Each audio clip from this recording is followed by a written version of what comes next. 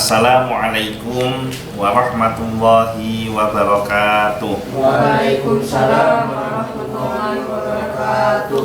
Alhamdulillah wassalatu wassalamu ala rasulillah Sayyidina Muhammad ibni Abdillah wa ala alihi wa sahbihi wa mawalah, amma ba'du.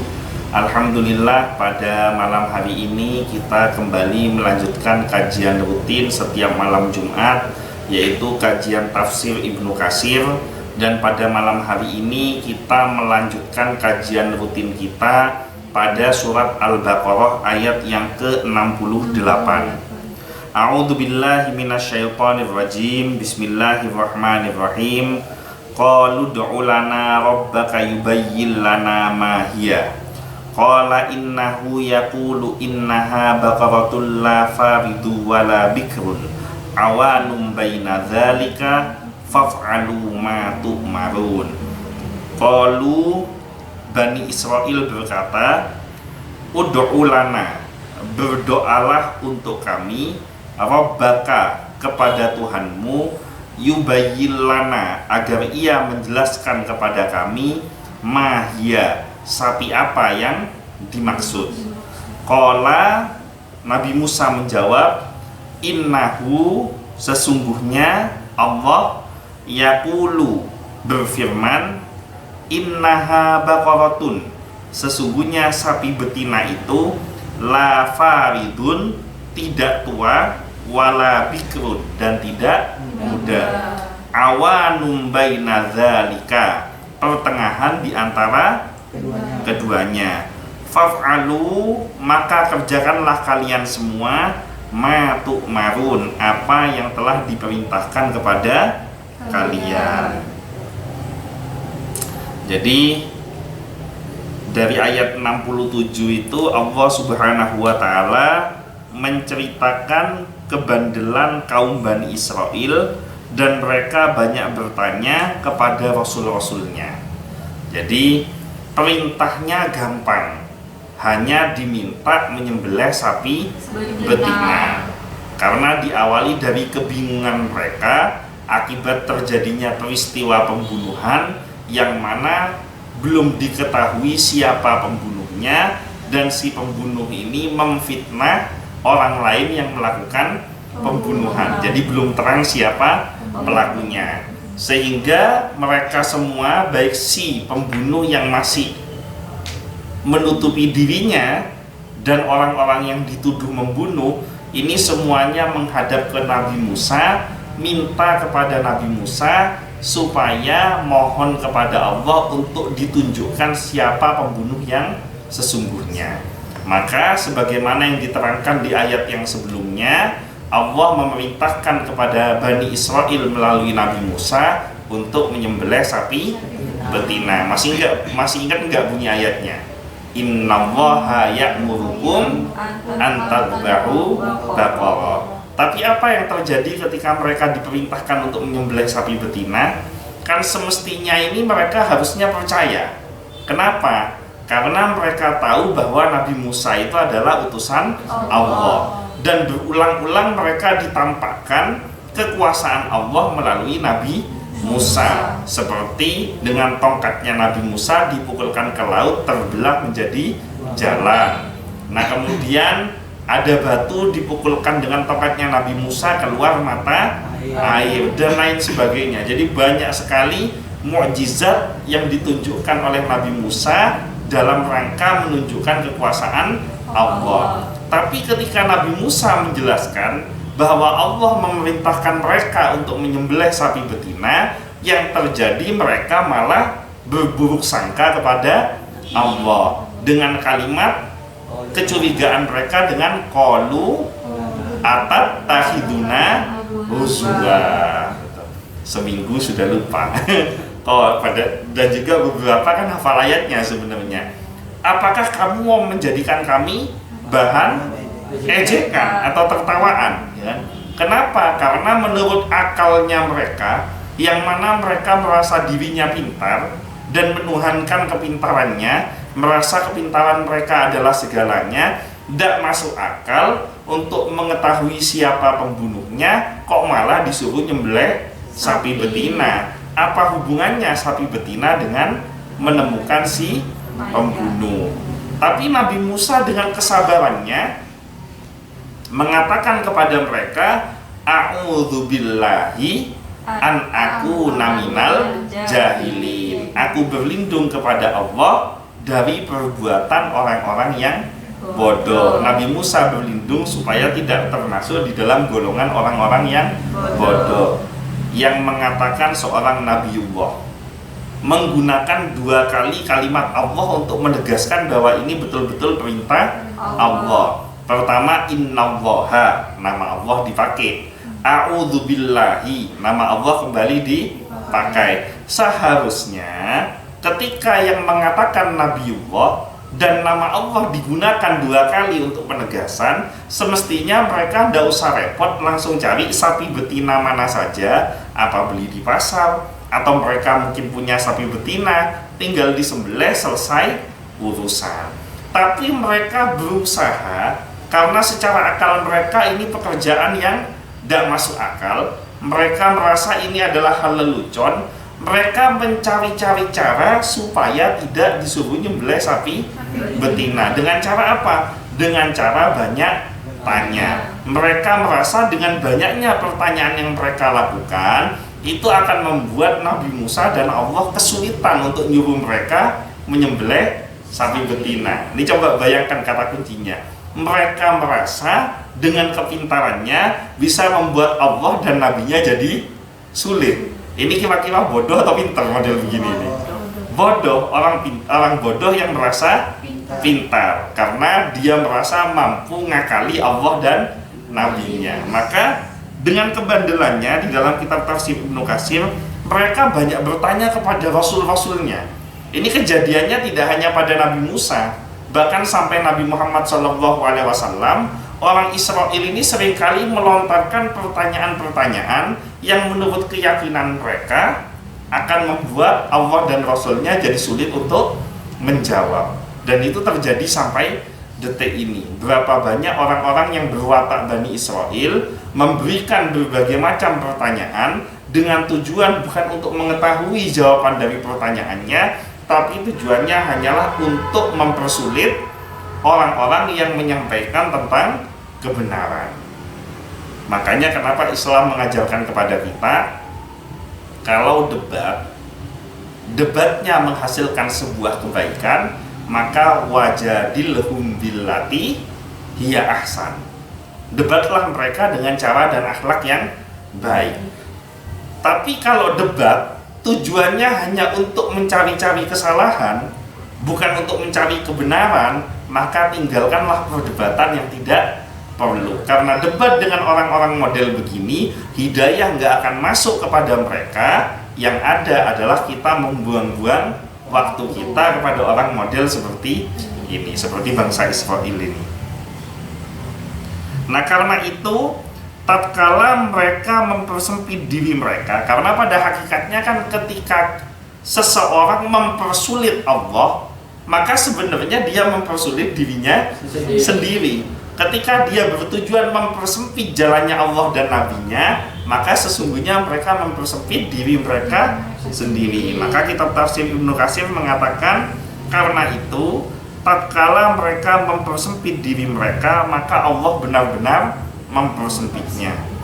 Seandainya mereka segera menyembelih sapi betina apapun, niscaya hal itu sudah cukup bagi mereka sesuai dengan apa yang diperintahkan. Kan insya Allah kan pasti ada yang punya sapi betina, diambil disembelih sudah selesai. Tapi karena kebanyakan tanya akhirnya jadi ruwet.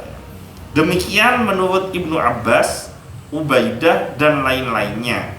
Tetapi ternyata orang-orang Bani Israel berkeras kepala, maka Allah memperkeras sanksinya kepada mereka.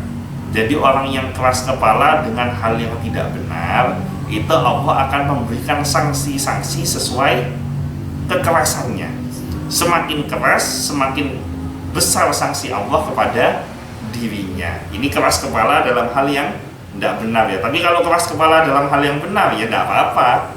Bagus malah. Kamu mempertahankan akidah Ahlus Sunnah wal Jamaahmu, Kamu tidak terima kalau misalkan Islam itu diinjak-injak. Kamu tidak terima kalau misalkan Tuhanmu itu dinistakan. Kamu tidak terima kalau Nabi Muhammad itu dilecehkan. Nah, itu tidak apa-apa dengan keras kepala kamu, tapi tetap harus dilawan dengan cara yang santun, dengan cara yang sopan, dengan cara yang tidak menyalahi syariat. Mereka berkata seperti yang disebutkan oleh firman-Nya, ud'u lana rabbaka yubayyin lana ma hiya. Ud'u itu artinya berdoalah. Kalau di terjemahan kamu pasti mohonkanlah. Benar ya? Ud'u itu berdoalah. Ud'u lana, berdoalah untuk kami, rabbaka, kepada Tuhanmu. Coba kira-kira redaksi ini ada yang janggal nggak kalimat ini? Mintakanlah kepada Tuhanmu, mintakanlah untuk kami kepada Tuhanmu. Itu janggal nggak kalimat ini? Janggalnya di mana? Karena masyarakat Israel itu tidak percaya keadaannya Allah. Jadi yang pertama ada dua pendapat. Yang pertama, mereka itu tidak mengatakan mintakanlah kepada kami, mintakanlah untuk kami kepada Tuhan kita, tapi yang dikatakan kepada Tuhanmu. Nah, ulama tafsir ini menyimpulkan dua. Yang pertama, mereka menolak percaya bahwa Allah itu adalah Tuhan mereka. Jadi mereka percaya Allahnya ada. Mereka percaya Tuhan itu ada. Sampai sekarang kamu tanya ke orang-orang Israel itu, ke orang-orang Yahudi, mereka percaya kalau Tuhan itu ada. Tapi mereka tidak mau mengimani Tuhan tersebut. Ini kan konyol ini, benar nggak? Sehingga mereka mengatakan, udah Musa, kamu mohonkan kepada Tuhanmu untuk kami. Jadi mereka percaya kepada Musa, dan Musa disuruh mohon kepada Tuhannya. Mereka menolak untuk mengatakan Tuhan kami, tapi Tuhan Musa. Itu yang pertama. Kemudian yang kedua, menurut ulama tafsir, bangsa Israel ini merasa bahwa mereka tidak punya urusan dengan Tuhan. Urusan mereka itu dengan Nabi Musa. Yang urusan sama Tuhan itu adalah Nabi Musa. Ini bisa dibayangkan ya, kedekilan, kekacauan, kekonyolan cara berpikirnya bangsa Israel. Ud'u lana rabbaka, berdoalah untuk kami kepada Tuhanmu, yubayyin lana, agar dia menerangkan kepada kami mahya, sapi apa yang dimaksud, sapi betina apa yang dimaksud. Jadi minta penjelasan kepada Allah. Ini kamu bayangkan, konyol tidak nih kira-kira? Minta penjelasan sapi betina model apa yang diminta. Makna yang dimaksud ialah bagaimana ciri khas sapi tersebut. Jadi yang diminta ciri khas dari sapi tersebut. Ibnu Jarir meriwayatkan, telah menceritakan kepada kami Abu Quraib, telah menceritakan kepada kami Hisham ibnu Ali dari Al-A'mashi, dari Al-Minhal ibnu Amr, dari Sa'id ibnu Jubair, dari Ibnu Abbas. Coba dengarkan ya, kitab tafsir Ibnu Katsir tidak pernah terlepas dari sahabat Abdullah bin Abbas. Setiap ayatnya selalu ada menyebutkan hadis yang sumbernya dari Abdullah bin Abbas untuk menerangkan makna dari Al-Quran, yang mengatakan seandainya mereka mengambil sapi betina apapun sejak semula, niscaya hal itu sudah cukup bagi mereka. Makanya kan saya pernah ada guyonan yang disampaikan oleh Gus Baha, bahwa orang pinter adalah orang yang mau menghindari barang yang ruwet.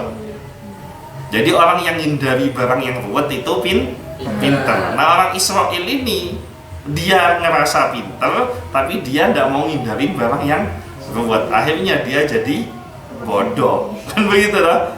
Jadi dari pinternya dia akhirnya jadi bodoh. Tetapi mereka membandel, maka Allah memperkeras sanksi terhadap mereka. Apa sanksinya? Apa sanksinya? Pertama, dibuat sulit untuk dapat sapinya. Kedua, setelah sapinya dapat, dibuat sulit untuk nebus sapinya. Kemarin waktu di Pucanganom diterangkan bahwa salah satu riwayat menerangkan bangsa Israel itu harus membayar 10 kali lipat dari beratnya sapi betina itu. Jadi sapi betina beratnya berapa? Itu misalkan 200 kilo ya. Maka ditukar dengan emas yang beratnya 10 kali lipat dari beratnya sapi. Itu sulitnya luar biasa. Kamu bayangin, bayar emas 2000 kilo. Itu 1 gram aja emas berapa harganya? Sekarang 1 juta lah anggap. 1 kilo itu berapa gram? Berapa gram? 100 gram atau 1000 gram? 1 kilo? Hah? 1000 gram, bener. Bener 1000 gram. Berarti 1 kilo itu sama dengan 1 miliar. Bener enggak? Berarti kalau 200 kilo 200 miliar. Kalau 2000 kilo 2 triliun. Jadi bangsa Israel beli seekor sapi betina seharga 2 triliun. Itu kamu bayangin, itu susahnya kayak apa? Duitnya orang satu kampung dikumpulin belum tentu nyampe 2 triliun kan begitu. Jadi ini sanksi Allah yang nyata ditampakkan mereka di dunia akibat bandelnya mereka. Ini pelajaran buat kita apa? Bisa jadi mungkin kesulitan-kesulitan yang menimpa diri kita itu akibat kebandelan yang kita buat tanpa kita sadar. Sehingga kesulitan itu adalah sanksi atas bandel yang kita buat. Mungkin bandel karena lalai dengan sholat, mungkin bandel karena kita durhaka pada orang tua, mungkin bandel karena meninggalkan puasa di bulan Ramadan secara sengaja, mungkin bandel karena suka meremehkan orang lain, dan lain sebagainya. Nah, bandel-bandel yang kita lakukan ini akan menghasilkan sanksi yang ditampakkan di dunia. Bahkan kata ilmu tasawuf di dalam kitab Al-Hikam diterangkan, ikan yang kena pancing di laut itu karena akibat mereka lalai berzikir kepada Allah. Kalau mereka tidak lalai berzikir kepada Allah, maka mereka tidak akan kena pancing. Jadi ikan yang kena pancing itu karena mereka lalai pada waktu itu tidak zikir atau tidak tasbih kepada Allah. Itu ikan. Apalagi manusia. Buat kebandelan, Allah kasih ujian-ujian. Nah, sanksi-sanksi yang datang ini bisa jadi akibat kebandelan yang dilakukan. Itulah alasannya kenapa ulama mengatakan istighfar membuka jalan rezeki. Ya, istighfar membuka jalan rezeki. Karena dengan istighfarmu diampuni dosamu oleh Allah satu persatu, barokah diampuni dosanya itu tadi, maka sanksi-sanksinya dicabut oleh Allah sehingga berganti dengan nikmat dan berkah. Jadi ini kalau ngaji Al-Quran itu ya seperti itu, bisa ditafsirkan sampai mendalam. Sanad asar ini berpredikat sahih, dan memang asar ini telah diriwayatkan oleh bukan hanya seorang, bersumber dari Ibnu Abbas. Hal yang sama dikatakan pula oleh Ubaidah, As-Saddi, Mujahid, Ikrimah, Abul Aliyah, dan lain-lainnya. Kalau diriwayatkan oleh banyak orang itu disebut apa kalau hadis? Kayaknya kemarin apa tadi yang saya bahas? Diriwayatkan oleh banyak orang, berarti disebut mutawatir. Jadi soal masalah sanksi kepada bangsa Israel akibat kebandelan mereka itu sanadnya mutawatir. Jadi banyak yang meriwayatkan. Ibnu Juraij mengatakan bahwa Atok pernah mengatakan kepadanya, seandainya mereka orang-orang Bani Israel mengambil sapi betina apapun, niscaya sudah cukup bagi mereka. Ibnu Juraij meriwayatkan bahwa Rasulullah SAW pernah bersabda, sesungguhnya mereka hanya diperintahkan untuk mencari sapi betina apapun, tetapi mereka membandel, maka Allah memperkeras sanksinya terhadap mereka. Demi Allah, seandainya mereka tidak mengucapkan kalimat istisna. Apa kalimat istisna? Insya Allah. Pintar juga ini. Kader NU. Insya Allah. Di mana ada kalimat insya Allah? Di ayat yang berikutnya. Nanti akan ketemu ayat yang berikutnya. Karena bangsa Israel ini bertanya 3 kali soal kriteria sapi. Ini baru pertanyaan yang pertama nih. Nanti di pertanyaan yang ketiga mereka mengatakan insya Allah lamuhtadun. Wa inna insya Allahu lamuhtadun. Nah, gara-gara kalimat insya Allah itu akhirnya mereka jadi ketemu dengan sapinya. Umpama mereka tidak nyebut kalimat insya Allah, tidak keceplosan ngomong insya Allah, maka selamanya mereka tidak akan ketemu dengan sapi yang dimaksud. Sehingga akhirnya pembunuh tersebut, kasus pembunuhan ini tidak bisa dipecahkan siapa pembunuhnya. Kita lanjutkan. Firman Allah Subhanahu wa taala, qala, Nabi Musa menjawab, innahu, sesungguhnya Allah, yaqulu, berfirman, innaha, bahwa sesungguhnya baqaratun, sapi betina itu, la faridun, tidak tua, wala bikrun, dan tidak muda, awanum baina dzalika, tetapi pertengahan di antara keduanya, tidak terlalu tua, tidak pula terlalu kecil, dan belum punya anak. Demikian menurut Abul Aliyah, As-Saddi, Mujahid, Ikrimah, Atiyah Al-Aufi, atau Al-Khurasani, Wahab Ibnu Munabbih, Ad-Dahhak, Al-Hasan, dan Qatadah. Hal yang sama dikatakan pula oleh Ibnu Abbas. Berulang-ulang nama Ibnu Abbas disampaikan. Jadi la faridun wala bikrun, gak terlalu tua, gak terlalu muda, awanum baina dzalika, tengah-tengah di antara keduanya, dan masih belum punya anak. Itu menurut pendapat yang pertama. Ad-Dahhak meriwayatkan dari Ibnu Abbas lagi nih. Ad-Dahhak meriwayatkan dari Ibnu Abbas sehubungan dengan firman-Nya awanum baina dzalika, yaitu pertengahan di antara keduanya, yakni pertengahan antara usia tua dan usia muda.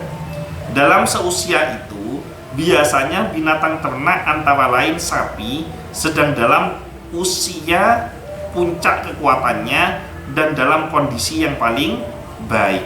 Kalau orang ya, orang itu yang dinamakan bikrun itu antara usia 0 sampai 20 tahun. Itu namanya bikrun, masih muda. Usia 20 ke 40 tahun itu namanya awanum baina dzalika.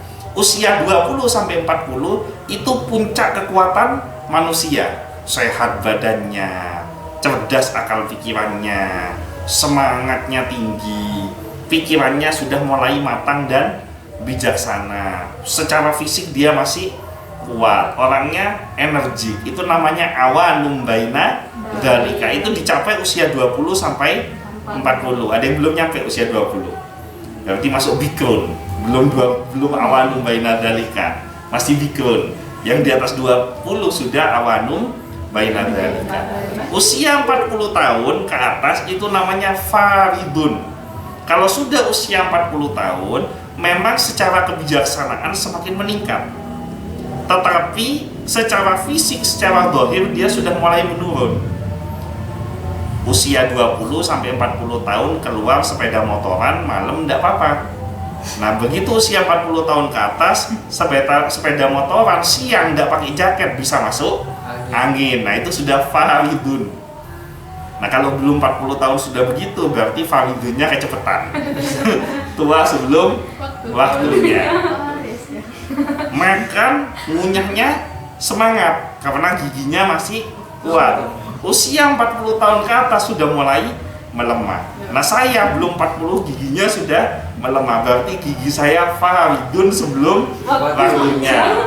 Karena normalnya usia 40 tahun ke atas. Nah, yang dimaksud di dalam kriteria sapi ini adalah awanum baina dzalika. Ini puncak kekuatan paling tinggi yang dimiliki oleh seekor sapi, kuat-kuatnya badannya. Itu namanya awanum baina dzalika. Repot enggak cari sapi model begini? Ayo coba, kalau misalkan kamu datang ke dagang sapi, kamu bilang, "Pak, saya mau beli sapi, tidak terlalu muda, tidak terlalu tua, di antara keduanya sampai pada puncak kekuatannya." Itu ngukurnya kayak gimana ya? Pasti penjualnya akan ngomong, "Udah, mau cari yang lain aja, saya pusing." Jadi sudah mulai dipersulit. Selanjutnya, As-Saddi mengatakan bahwa al-a'wan ialah pertengahan di antara hal tersebut, yaitu sapi betina yang telah melahirkan anaknya lalu anaknya itu telah beranak lagi. Jadi ada ulama berpendapat begini, yang sapi itu bisa beranak berulang-ulang enggak? Bisa ya, berulang-ulang beranak. Al-awan itu, awanum baina dzalika itu maksudnya adalah sapi ini sudah beranak dan anaknya beranak lagi. Jadi beranak sekali, nah anaknya ini beranak lagi. Jadi sapi ini baru punya cucu yang pertama dan baru melahirkan satu kali. Itu namanya awanum baina dzalika. Ini juga kebebelengan ini. Kamu coba aja beli sapi, kamu ngomong aja sama yang jual, Pak, saya mau cari sapi yang sapinya melahirkannya cuma satu kali, dan sapi yang sudah melahirkan itu dia punya anak lagi. Jadi sudah punya cucu sapi. Kamu diketawain nggak kira-kira kayak gitu? Jadi Bani Israel mengatakan atattakhiduna huzwa, apakah engkau ingin jadikan kami bahan ejekan? Itu kan buruk sangka kepada Allah. Akhirnya Allah benar-benar bikin mereka jadi bahan ejekan. Bayangin betapa gobloknya kalau beli sapi kepada pedagang sapi dengan kriteria seperti itu. Jadi ini luar biasa ya. Allah itu membalikkan keadaan seseorang. Wa makaru wa makarallah wallahu khairul makirin. Mereka boleh merencanakan kejahatan, Allah juga punya rencana, dan rencana Allah itu adalah rencana yang paling baik, bukan luar biasa. Yang paling baik. Saya tidak pernah ketemu di dalam Al-Quran luar biasa. Kola Merli. Kolat Merli telah berkata. Nah, setelah diterangkan kriterianya, Allah tutup ayat ini dengan kalimat apa? Setelah diterangkan la faridun wa la bikrun awanum baina dzalika, ditutup dengan kalimat apa?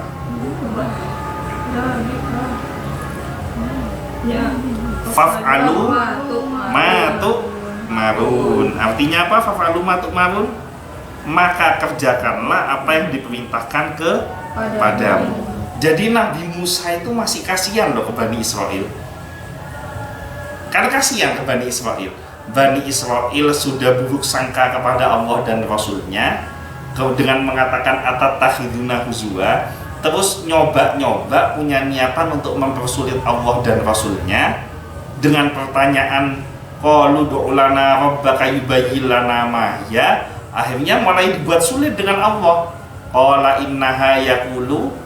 innahu yaqulu innaha baqaratun la faridun wala bikrun awanum baina dzalika. Ini kan sudah sulit syaratnya. Nah, setelah dikasih syarat yang sulit ini, Nabi Musa menyampaikan kepada mereka, faf'alu ma tu'marun. Udahlah, kamu nggak usah banyak tanya, kerjain aja apa yang diperintahkan kepada kamu. Tadi kamu kalau nggak banyak nanya, disuruh nyembelih sapi betina apa aja kamu sembelih kan beres urusan. Nah, sekarang kamu udah nanya toh kriterianya seperti apa? Dijawab oleh Allah, la faridun wala bikrun awan baina dzalika. Mulai sulit kan? Sudah tambah sulit kan kamu kan sekarang kan? Nah, daripada kamu nambahin diri kamu sulit, kerjain aja apa yang diperintahkan oleh Allah. Ini luar biasa sifat Rahman, sifat kasih sayangnya Nabi Musa kepada kaumnya. Dan itu seharusnya yang kita contoh kalau kita menjadi seorang pemimpin. Kita itu harus punya kasih sayang kepada kaum yang kita pimpin, seperti apapun model kaum yang dipimpin. Kamu bayangin sedabel apa itu Bani Israel, bandelnya kayak apa. Saya yakin kalau kamu yang jadi pemimpinnya tak jamin tak omes. Apalagi kalau Bu Has punya anak buah atau punya staf yang modelnya kayak Bani Israel. Itu kalau model kayak kamu aja sudah tidak tahan. Apalagi model Bani Israel. Tapi Nabi Musa mencontohkan selalu menginginkan keselamatan buat umatnya. Karena yang namanya ulama, yang namanya nabi diteruskan oleh para ulama itu yang dzuruna ilal ummah bi'ainir rahmah. Memandang umatnya itu dengan pandangan penuh kasih sayang. tekak mangkel lagi kayak gimana, sudah mangkelnya luar biasa, sudah jengkelnya luar biasa, tapi tetap yang lal ummah bi'ainim rahmah, memandang kepada umatnya dengan pandangan penuh kasih sayang. Nah, hati-hati si umat ini kalau sudah dipandang dengan pandangan penuh kasih sayang oleh ulama, oleh pemimpinnya, kemudian masih terus mempersulit gurunya, ulama, mempersulit nabinya di dalam kisah Bani Israil ini, maka Allah akan balik mempersulit mereka lebih sulit daripada apa yang mereka lakukan kepada gurunya atau kepada nabinya, pemimpinnya, ulamanya. Itu pembelajarannya. Faf'alu ma tu'marun. Baik banget kan Nabi Musa? Coba bayangin, saya aja nih kalau misalkan jadi Nabi Musa, ini Bani Israil ini ngelama, ini saya kok dibuat sulit terus. Sudahlah, saya gak usah bilangin, udah biar aja dia tanya terus. Makin banyak nanya kan makin susah. Tapi Nabi Musa berusaha menyadarkan Bani Israil, faf'alu ma tu'marun. Kerjakan aja apa yang diperintahkan kepada dirimu, kamu tuh jangan banyak tanya, biar cepat selesai urusannya dan kamu jadi tidak tertimpa kesulitan. Tapi apa yang terjadi pada bangsa Israel? Apakah mereka mendengarkan apa yang dikatakan oleh Nabi Musa?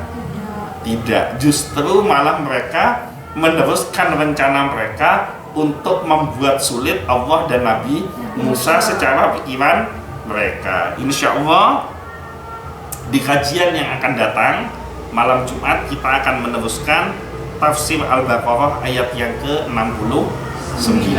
Mudah-mudahan semuanya dilindungi oleh Allah. Jangan sampai meniru sifat yang dicontohkan oleh bangsa Israel, dan mudah-mudahan kita semuanya dilindungi oleh Allah supaya kita benar-benar dijauhkan dari murkanya Allah. Kita istiqomah di dalam menjalankan semua perintah-perintahnya, dan mudah-mudahan kita semua dikumpulkan oleh Allah di surganya Allah. Ala hadiniyah wa ala kulli niyatin sholihatin wa ila hadratin Nabil Mustafa Muhammadin sallallahu alaihi wasallam. Syaulillailahumul Fatihah. Iya kan na'budu wa iyyaka nasta'in. Shiratal mustaqim. Ghairil maghdubi 'alaihim waladdallin. A'udzu billahi minasyaitonir rajim. Bismillahirrahmanirrahim. Allahumma salli ala sayyidina Muhammadin salatan tunjina biha min jami'il ahwal wal afat wa taqdilana biha jami'al hajat wa tutahhiruna biha min jami'is sayyi'at wa tarfa'una biha indaka 'alad darajat wa tuballighuna biha aqsal ghayat min jami'il khairati fil hayati wa ba'dal mamat. Rabbi ighfirli wa liwalidayya warhamhuma kama rabbayani shaghira. Rabbana hab lana min azwajina wa dhurriyyatina qurrata a'yun waj'alna lil muttaqina imama.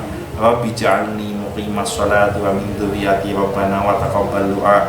Allahumma jamilna bil afiyati was salamah wa haqqiqna bit taqwa wal istiqamah wa a'idna min mujibatin nadama innaka sami'ud du'a. Rabbi fanfa'na bi barakatihim wahdinal husna bi hurmatihim wa amitsna fi tariqatihim wa mu'afatin minal fitan.